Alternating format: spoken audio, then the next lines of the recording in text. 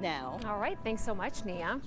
Now let's get a look at that forecast. Looks beautiful out where Nia is. Nate filling in for Sherry. Fans are maybe going to have to pack a bit of sunscreen this weekend, huh? Oh, maybe a lot of sunscreen. We're talking about full-time sunshine, Kirsten. Here's what we got going on. First of all, the live picture behind me, that is, of course, the Stratosphere Tower. All sunshine right now. Of course, some leftover snow on the higher elevations. But let's talk about where Nia is right now, near Nellis Air Force Base. I think you could hear a jet taking off from Nellis Air Force Base. So here we are at noon on Thursday. It is already 75 out at Nellis Air Force Base, and that's great if you're just out for a few minutes. If you're there all day long, that's going to be exposed sunshine for hour upon hour. These are other temperatures right now around the neighborhoods. Green Valley at 77, Henderson already at 80. A little bit cooler as you'd expect up on the mountain, and up at Apex, a little further northeast on the I-15 at 70. But let's talk about the race spectacular. On the high temperatures, of course, we got the Boyd Gaming 300 on Saturday.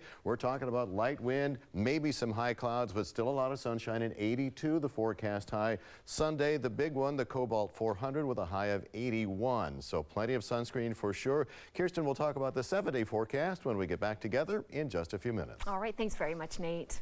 Well, plenty up for while other parts of the country are experiencing 80-mile-per-hour winds. Here, you know, we're about to hit that 80-degree temperature. Right. And we've got so many people in town, Nate. So many visitors for NASCAR. We've got the convention down the street, the Crane Convention.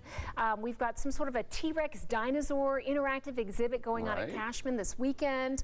And the weather couldn't be better, really. It really is, especially when we just got rid of those same winds ourselves. That's the storm that we had on Sunday with the 60-mile-an-hour winds. Yeah. Unfortunately, it's even doing more damage for those folks, but behind its wake for us, nothing but sunshine. We'll take it, Nate. Yeah, absolutely. Take a look outside, a live shot. Take a look at the new FAA control tower at McCarran Airport.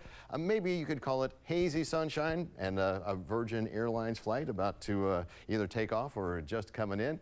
Meantime, here are your noon numbers officially out at McCarran. How about 74 with a mix of sunshine and some high clouds. Humidity, a bearable 18%. Hardly a breeze out of the east, southeast at 5.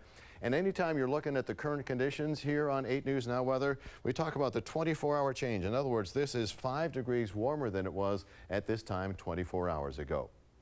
We showed you the neighborhood temperatures earlier in the newscast. Now we'll expand out and talk about all of the neighbors way out there in Nevada. Ely, you're checking in at 58. Up in Cedar City, a 62. Caliente, a 64. Obviously, you'd expect it to be warmer over the hump in Pahrump, a 72. But near Death Valley, Amargosa at 76. And there's Death Valley at 74. Tonopah checking in at the double nickel mark. And we check in on satellite and radar pictures. A true definition of high pressure grabbing hold over the desert Southwest. There are certainly a lot of storms moving into the Pacific Northwest, but that's where they are staying as the jet stream rides up and over, protecting our little bubble of high pressure. Heavier rain along the coastal sections of Washington and Oregon, as you might expect.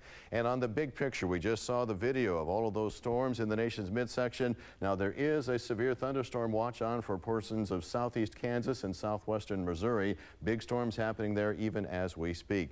But we move on and talk about our forecast, starting with 7 o'clock in the evening. We think we'll be down to the low 70s. 9 o'clock, the upper 60s. Heading for bed about 65. We think by 8 o'clock tomorrow morning it's going to be back in the mid-60s with the overnight low expected to be in the mid-50s. Now let's talk about that 7-day forecast after we check in with anything going on cloud-wise here. No, not at all. So we're talking about the first 80-degree day of 2017 today. There's the mid-50s tonight, then 81 on Friday to wrap up the week. We set our clocks ahead Saturday night and another 81. And then the extended forecast computers are telling us it's going to be the low 80s as we get you into early next week.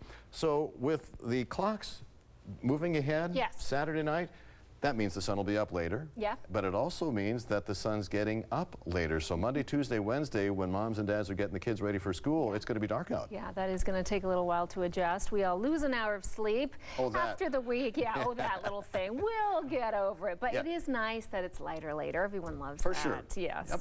All right. Thanks so much, Nate. You bet. Well, still to come.